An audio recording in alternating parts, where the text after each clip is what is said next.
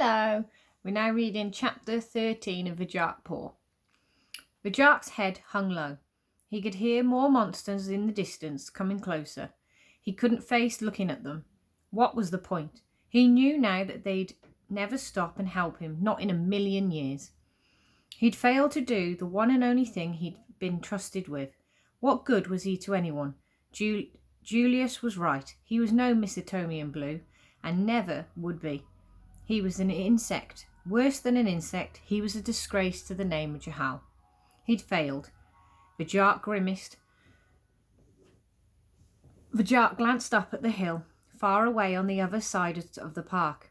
There was no way he could go back there, not without a dog. That meant he might never see his home again. The kitchen full of china bowls, the Countess's red velvet armchair, even the new toy mouse, never again. He slunk into an alley that led away from the monsters, away from the hill, away from the memories of home.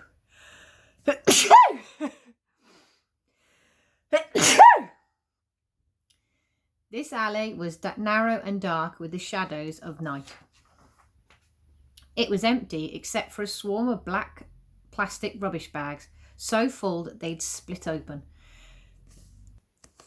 Ruined food seeped out of the bags like blood from a wound. The ground was slippery with scraps, soggy bread, slimy fruit, discarded and decaying in the dirt. Somewhere in the distance, almost buried by these smells, was the tang of meat. Varjack's stomach grumbled. It had been so long since he'd eaten.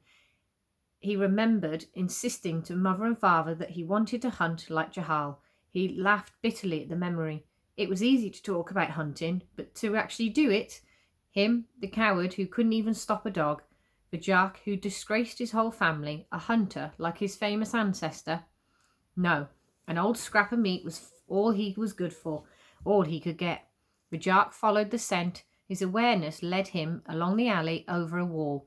He came down into the most desolate place he'd seen. It was an enclosed courtyard. The sky was hidden here. He'd lost the moon and stars. He could see nothing but big concrete tower blocks looming all around him. Every door and window was shut, as if the people inside were trying to keep something out. This place made him nervous. The blocks would be impossible to climb. Their walls were smooth and sheer.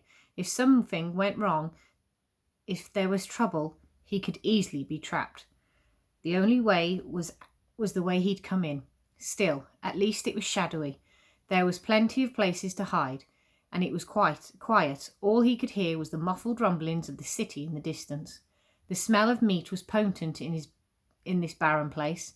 With grim precision, Varjack tracked it to a metal bin that clanked in the corner, helpless on its side in a murky pool of rain. Something brushed against his shoulder. Varjack gasped, ducked, swung round. What was it? No one was there. Just a rustling sound. A plastic bag, caught by the wind, was circling him as if it was the hunter and he was the prey.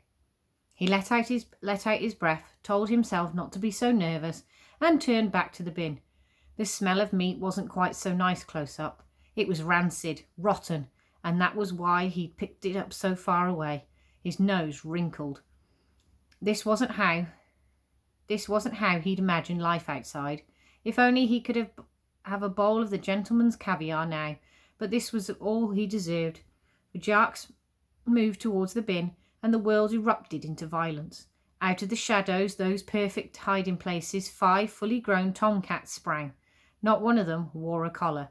Varjack put up his paws to defend himself. They were too fast. In a vicious blur of speed, they slammed him to the ground and pinned him there. The biggest, a massive, muscly ginger tom, towered over him. It ripped his